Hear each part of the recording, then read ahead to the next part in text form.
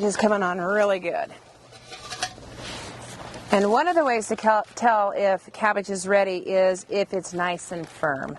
If you feel that it's firm and it doesn't have give to it, it's probably time to harvest it. One of the things that we have to do here is make sure that we harvest it before the sun comes. If they aren't ready, we have to put a cover over it, or the sun just literally bakes the cabbage. And so this guy, he's nice and firm. I was kind of screaming at me today to get him harvested. So I'll just come in here and cut him off. All right. Not too shabby. Probably 6 pounds, maybe a little more. Now, if you want to get more cabbage off of this and you have the space, one fun thing to do is actually to come in here on the cabbage stem itself where we just cut it and cut a cross on it. That produces or encourages new cabbages. It'll produce 4 little baby cabbages. I've never had them produce much of a size of a cabbage. Maybe, I don't know, 4-inch cabbage is all. But, you know, if you got the space for it, it's kind of fun to try, at least with one. We've got several varieties in here. We've got these cone-shaped one, corded bleu, which is kind of fun cabbage. It's not as good for kraut. And obviously, the round ones are great for kraut, and we're going to have so many of them, we're going to have to do something with it, so we'll make kraut with these guys.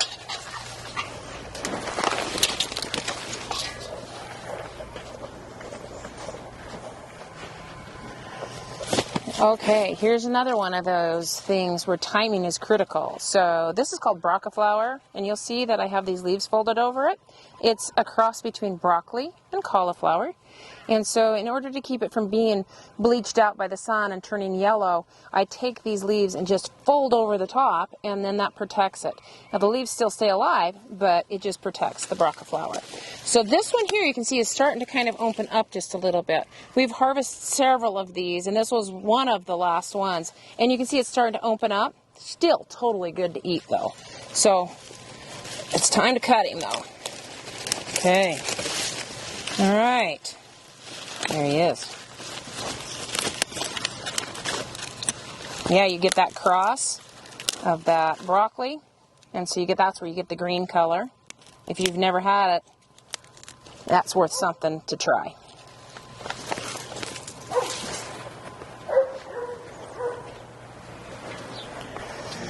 Okay.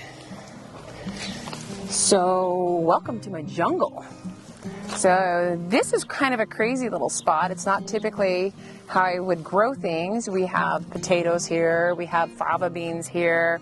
The whole reason behind this was a demo part of some classes that we did, and I planted potatoes here, and then over the top of that I planted the fava beans, and we've got chamomile, and so we just did a whole lot of layer planting here. So not that you need to do that, and don't do that, but this is kind of how I teach so that I don't have to move all over the garden. But I kind of forgot about these fava beans, and I was walking past here today and noticed them. The potatoes have kind of fallen over the last couple of days, and so I realized that the fava beans were up and they're actually ready. So here's a fava bean right here. So that's a fava bean, and if you've never had one, you should try some. You know, maybe just a packet, or just, you know, even, you know, like a dozen seeds. They're so good. The beans themselves usually only produce between 3 to 5 beans in each of these pods. And I like to harvest them when they're nice and green and tender. Then you open this pod up and you have all these little beans in here, and they're so great. They're so good put in with pastas, or just in with salads. You can throw them in with roasted vegetables and throw some seasoning over the top of them, some fresh herbs and stuff.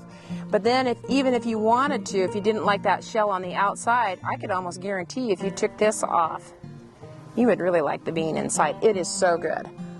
It's so tasty and so fresh.